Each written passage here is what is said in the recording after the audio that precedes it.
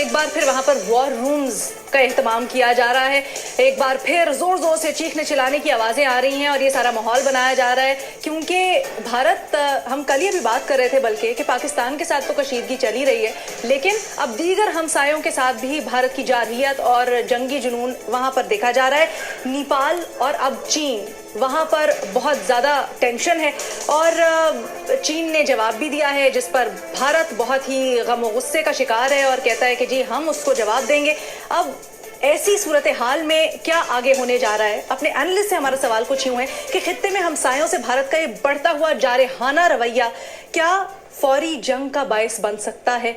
बाबर सत्तार साहब, ऑल्दो चीन और भारत में बड़ी देर से एक अंडरस्टैंडिंग है कि जी नो शूट जोन होगी, लेकिन अब हालात जो हैं वो कशीद की तरफ बढ़ते लग रहे हैं। आपको क्या इसकी कोई इंतहाई कैफियत सामने देखते हैं नियर फ्यूचर में? देखिए, मुझे नहीं लगता कि एक बड़ी जंग होगी, क्योंकि एक बड़ी जंग अगर इंडिया चाइना के दरमियान होती है तो बहुत ज्यादा नुकसान होगा। कोल्ड वॉर खत्म होने के बाद हमारी यूनिपोलर वर्ल्ड हो गई। तकरीबन पिछले 30 साल में हमने यूनिपोलर वर्ल्ड देखी। अब मल्टीलैटरलिज्म की तरफ बात जा रही है। उस मल्टीलैटरलिज्म में दुनिया में अमेरिका की पावर थोड़ी रिसीड कर रही है और बाकी मुल्क जिसमें स्पेशली चाइना सामने आ रहा है। लेकिन जो अब इस सदी की बड़ी पावर्स होंगी उसमें इंडिया भी होगा, चाइना भी होगा और उनका जो रिलेशनशिप कैसे इवॉल्व होता है। सो जो पावर डायनेमिक है पूरी दुनिया की तब्दील हो रही है, यहाँ पे भी तब्दील होगी। एक बॉर्डर डिस्प्यूट है दोनों के दरमियान। एक कश्मीर के इशू को जाहिर है एक छोटा मुल्क है पाकिस्तान, उनके साथ जोर जबरदस्ती के साथ इंडिया ने डील किया। चाइना शायद नहीं चाहता कि इस तरह की जोर जबरदस्ती हो क्योंकि वहां पे भी एक डिस्प्यूट है। सो ये स्कर्मिशेस जो हैं ये मेरा ख्याल है सेटल डाउन हो जाएंगी, क्योंकि छोटे के साथ लड़ाई करना आसान होती है, बड़े के साथ लड़ाई करना मुश्किल होती है। तो मेरा ख्याल है कि इंडिया में भी बेहतर सेंस प्रिवेल कर जाएगी, क्योंकि वरना उनका भी बहुत ज्यादा नुकसान होगा। इमीडिएट टर्म में तो शायद हमें थोड़ा सा फायदा हो कि टेंशन इनकी अगर चाइना के साथ इंडिया की रहती है तो उनकी तवज्जो शायद पाकिस्तान की तरफ से हट जाए।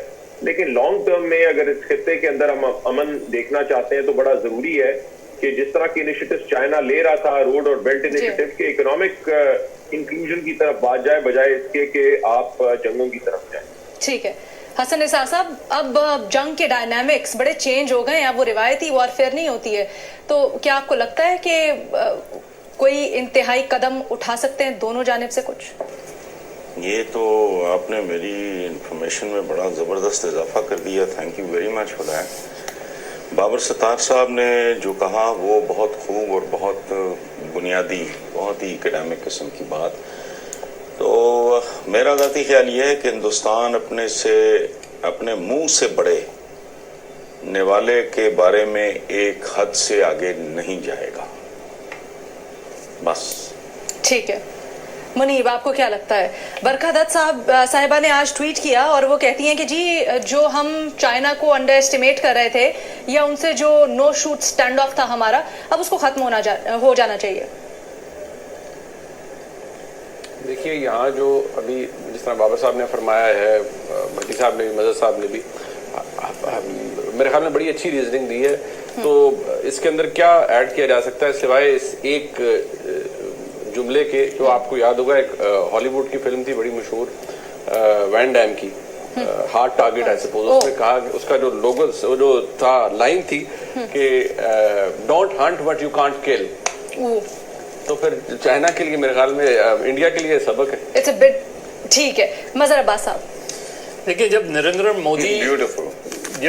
मोदी कुछ कहने लगता है तो मुझे लगता है जैसे डोनाल्ड ट्रंप कह रहे हैं, और डोनाल्ड ट्रंप जब कहने लगते हैं तो मुझे लगता है मोदी कह रहे हैं। और ये इस दिहाई का सबसे बड़ा अलमिया है कि दो बड़ी डेमोक्रेसीज़ में इस तरह के लीडर्स जो हैं वो अपनी जो है ममालिक के सदर और वज़ीर आज़म हैं। देखिए इंडिया बहुत, और ख़ासतौर पे बीजेपी की पॉलिटिक्स बहुत ही कैलकुलेटेड है। वो टेंशन बिल्ड करते हैं, वो अटेंशन डाइवर्ट करते हैं, वो अपने लोगों को एक तरफ से उसी वॉर हिस्टीरिया में रखना चाहते हैं, उसी इंतहा पसंदी की सोच को आगे बढ़ाना चाहते हैं। और इंतहा पसंदी की सोच कुछ इंतहा पसंदाना इक़दामात से ही आगे बढ़ती है। वो एक नेगेटिव पॉलिटिक्स पे बिलीव करते हैं, वो नफ़रत की सियासत पर बिलीव करते हैं। वो समझते हैं कि इस तरह की सियासत करने से लोगों के जो अपने मसाइल हैं और जाहिर है एक ख़ास सिचुएशन जब आप डेवलप करते हैं तो कौम वो समझते हैं कि कौम यूनाइट हो जाती है, लेकिन इसके फॉल आउट्स बड़े बुरे हैं। इसके फॉल आउट में सबसे ज़्यादा मुतासर खुद इंडिया हो रहा है, खुद इंडियन सोसाइटी हो रही है। और इस वक्त की इंडियन सोसाइटी, अगर आप आज से 10, 15, 20 साल पुरानी इंडियन सोसाइटी को देखें तो बिल्कुल कंप्लीटली मुख्तलिफ माहौल पैदा हो गया है। ऐसे आप मीडिया की आपने बात की, एक ज़माने में इंडियन न्यूज़पेपर्स जो होते थे उसमें जो कॉलम्स छपते थे, जो उसके राइटर्स होते थे, आज कोई भी मुश्किल से आपको एक आध कोई सेन वॉइस इंडियन टेलीविज़न पे नज़र आएगी।